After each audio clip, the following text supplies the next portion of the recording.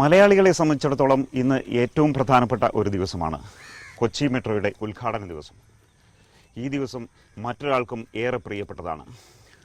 DMRCയുടെ principal adviser metroman E Sreedharan sir. അദ്ദേഹം സ്വന്തം നാട്ടിൽ ഒരു പ്രൊജക്റ്റിന് മേൽനോട്ടം വഹിക്കാൻ പോവുകയാണ്.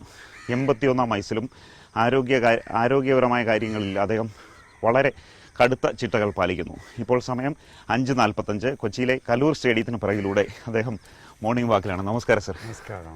ഇന്നത്തെ ദിവസം സാറിൻ്റെ ഏറ്റവും പ്രധാനപ്പെട്ട ദിവസമാണ്. കേരളത്തിൽ സാർ ഒരു പ്രോജക്റ്റ്, ജന്മനാടിനു വേണ്ടി ഒരു പ്രോജക്റ്റിന് മേൽനോട്ടം വഹിക്കുന്നു. എന്ത് തോന്നുന്നു? അതിൽ വളരെ സന്തോഷം, വളരെ സംതൃപ്തിയുണ്ട്. പക്ഷെ ഒരു ചെറിയ നിരാശ എന്താണെന്ന് വെച്ചാൽ ഈ ദിവസം ഒരു കൊല്ലം മുമ്പ് ചെയ്യേണ്ടതായിരുന്നു. കഴിഞ്ഞ കൊല്ലം ജൂലൈ മാസത്തിൽ തന്നെ കേന്ദ്ര ഗവൺമെൻറ്റിൻ്റെ ഈ പ്രോജക്റ്റിന് അനുമതി വന്നതാണ്. അതിന് നെക്സ്റ്റ് ഡേ തന്നെ നമുക്ക് ഈ വർക്ക് സ്റ്റാർട്ട് ചെയ്യായിരുന്നു. പക്ഷേ പല വടംവലികളും കാരണം ഇത് നീട്ടിക്കൊണ്ടുപോയി. ജനുവരി 9-ാം തീയതിയാണ്, ഈ കൊല്ലം ജനുവരി 9-ാം തീയതിയാണ് മുഖ്യമന്ത്രിയുടെ സാന്നിധ്യത്തിലും കമൽനാഥ് അർബൻ ഡെവലപ്മെൻറ്റ് മിനിസ്റ്റർ സാന്നിധ്യത്തിലും ഒരു അവസാന തീർപ്പുണ്ടായത്. മെട്രോനെ DMRC ഏൽപ്പിക്കാം. അന്ന് തന്നെ ഞാൻ പറഞ്ഞിട്ടുണ്ടായിരുന്നു, ആ ദിവസം തന്നെ 3 മാസത്തിനുള്ളിൽ ഞങ്ങൾ ടെൻഡേഴ്സ് ഫ്ലോട്ട് ചെയ്യും, ടെൻഡർ പണി കഴിക്കും, എന്നിട്ട് 5 മാസത്തിനുള്ളിൽ ശരിക്കുള്ള വർക്ക് സ്റ്റാർട്ട് ചെയ്യും. എക്സാക്ട്ലി നൗ വിത്തിൻ 5 months ഞങ്ങൾ വർക്ക് സ്റ്റാർട്ട് ചെയ്യാണ്. അതുകൊണ്ടുള്ള വലിയൊരു സന്തോഷമുണ്ട്.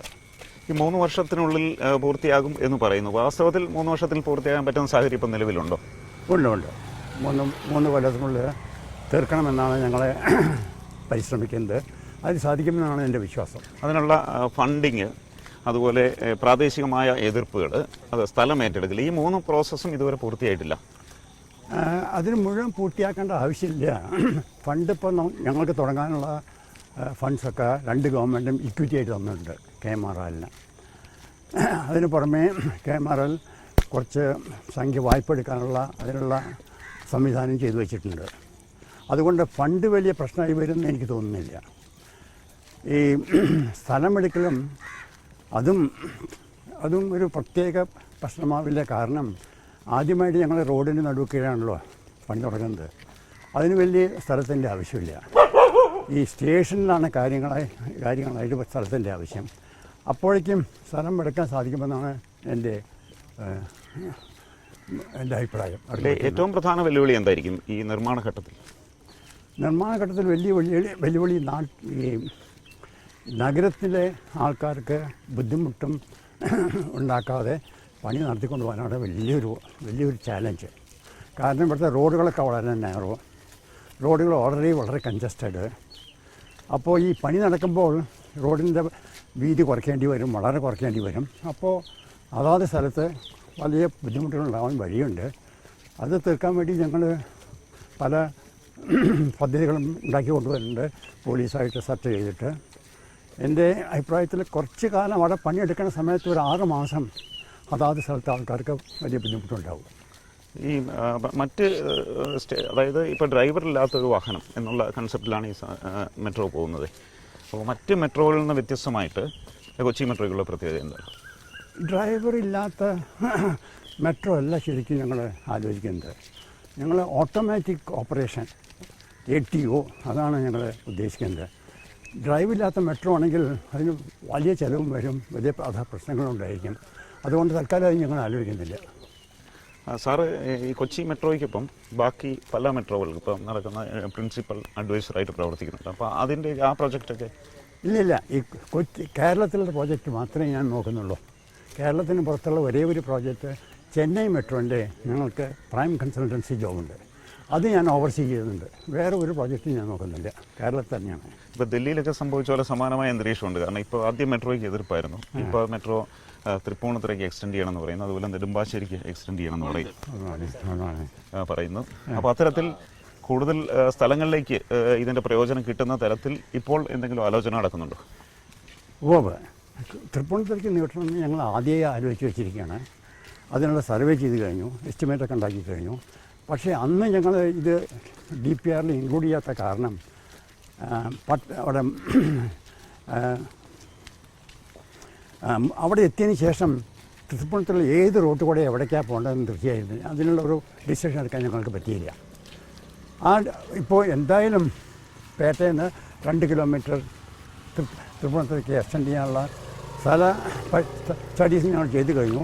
അതെന്നാ ഗവൺമെൻറ് ചെയ്യാൻ സമ്മതിക്കണം വെച്ചാൽ ഉടനെ ചെയ്യാൻ തയ്യാറാണ് ഞങ്ങൾ.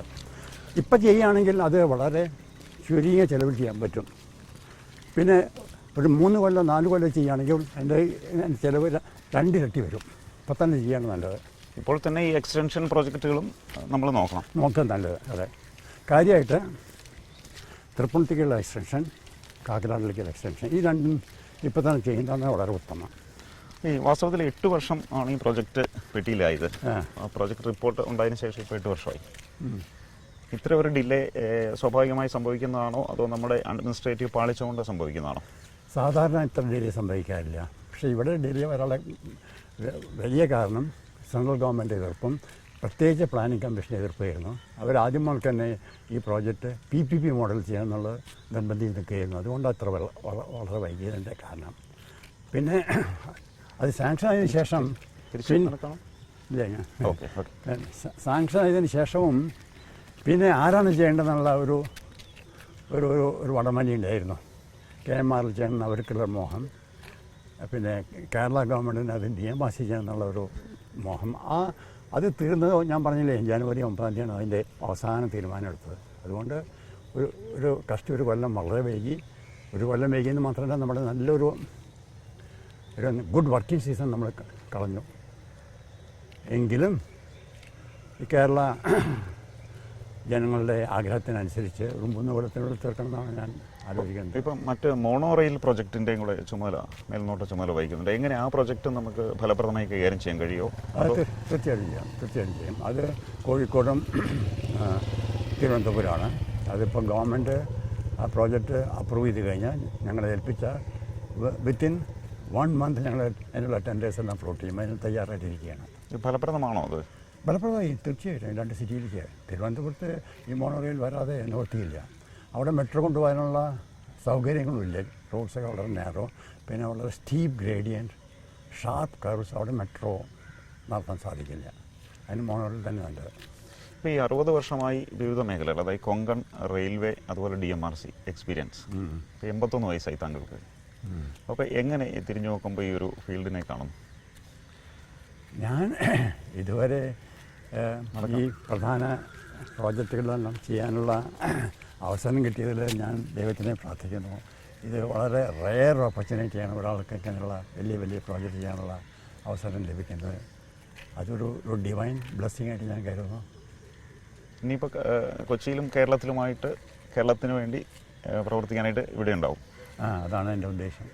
ഈ പ്രത്യേകിച്ച് കൊച്ചി മെട്രോ പ്രോജക്റ്റ് വരുന്നവരെ ഇതിനെപ്പറ്റി ഉണ്ടായിരിക്കും. അല്ലെങ്കിൽ ഞാൻ ബാംഗ്ലൂരോ വേറെ ചെന്നൈയിലേക്കോ ഇവിടേക്കോ ഷിഫ്റ്റ് ചെയ്യുന്ന ആലോചിച്ചിരിക്കുകയായിരുന്നു. എന്തായാലും ഇനി അടുത്ത 3 കൊല്ലം ഇവിടെ തന്നെ ഉണ്ടായിരിക്കും തീർച്ചയായിട്ടും. ഈ 81 വയസ്സിലും ഈ കടുത്ത ആരോഗ്യ നിഷ്ഠകൾ, ജീവിത ശൈലികൾ പാലിക്കുന്ന ആളാണെന്ന് കേട്ടിട്ടുണ്ട്. എല്ലാ ദിവസവും നടക്കാനിറങ്ങും. അതിന് വളരെ ചിട്ടയുള്ള ജീവിത രീതിയാണ് എൻ്റെ. രാവിലെ അങ്ങ് എത്ര മണിക്കായിരിക്കും എണീക്കുക? രാവിലെ ഞാൻ 4 മണിക്ക് എണീക്കും. സാധാരണ 4 മണിക്ക് എണീക്കും. എന്നിട്ട് ഒരു ദിനചര്യകൾ എന്തൊക്കെയായിരിക്കും? 4 മണിക്ക് എണീറ്റ ഉടനെ കാര്യമായിട്ട് ഇവിടെ ഇരിക്കുമ്പോൾ ഞാൻ ഒരു 5-5:15 നടക്കാനിറങ്ങും. അതിന് മുമ്പ് കുറച്ച് ധ്യാനം ചെയ്യും. വീട്ടിലാണെങ്കിൽ ഞാൻ ഭാഗവത പാരായണം ചെയ്യും. ഒരു 45 മിനിറ്റ് ഭാഗവതം വായിക്കും. പിന്നെ അവിടെയും ധ്യാനം ചെയ്യും. പിന്നെ ബ്രീത്തിങ് എക്സസൈസ് ഇതൊക്കെ കഴിഞ്ഞിട്ട് പ്രത്യേകിച്ചൊരു 6:15 മുതൽ 6:45 വരെ ശ്രീ ബഹുമാനന്ദ തീർത്ഥ മഹാരാജിൻ്റെ ഒരു സംപ്രേഷണം ഉണ്ട്. ഈ മുക്തി സുധാകർ എന്ന് പറഞ്ഞിട്ടൊരു സംപ്രേഷണ യജ്ഞം. അത് ദിവസേന ഒരു വീഴ്ചയില്ലാതെ ഞാൻ അത് എവിടെയായിരുന്നില്ല അത് കേൾക്കും. അത് കേട്ടാൽ വളരെ അത് ഹോൾ ഡേ വലിയൊരു ഇൻസ്പിറേഷനായിരിക്കും എനിക്ക്. അത് കേട്ടതിന് ശേഷം പിന്നെ ഒരു 8:30 എൻ്റെ ബ്രേക്ക്ഫാസ്റ്റ് കഴിഞ്ഞാൽ പിന്നെ ഓഫീസ് പണിയെടുക്കുകയും ഉടൻ തന്നെ. വീട്ടിലാണെങ്കിൽ ഒരു ഓഫീസുണ്ട്, ഇവിടെ വന്നാൽ ഓഫീസുണ്ട്, എവിടെ പോയാലും ഓഫീസുകളുണ്ട്. അപ്പോൾ അവിടെ നിന്ന് പണിയെടുക്കാൻ വിഷമമില്ല. ഇപ്പോൾ ഈ ഇമെയിൽ ഫെസിലിറ്റി ഉള്ളതുകൊണ്ട് എവിടെ ഇരുന്നാലും വർക്ക് ചെയ്യാൻ സാധിക്കും. വളരെ സമയനിഷ്ഠ പാലിക്കുന്ന ആളാണ് കാരണം ഇന്നലെ തന്നെയാണെങ്കിൽ ഇവിടെ സൈറ്റ് വിസിറ്റ് 8:30 ഷാർപ്പ് 8:30 എത്തിയിരിക്കും. അതെപ്പോഴും എൻ്റെ ഒരു നിർബന്ധമാണ്. ഈ പങ്ക്ച്വാലിറ്റി പാലിക്കണമെന്ന് വളരെ നിർബന്ധമാണ്. എന്താണ് താങ്കളുടെ ജീവിതത്തെ മുന്നോട്ട് നയിക്കുന്ന ഏറ്റവും പ്രധാനപ്പെട്ട ഘടകം? കാര്യമായിട്ട് ഞാൻ പറയുകയാണെങ്കിൽ ഒരു സത്യസന്ധത അല്ലെങ്കിൽ ഇൻറ്റഗ്രിറ്റി, അതാണ് എൻ്റെ നങ്കൂരം.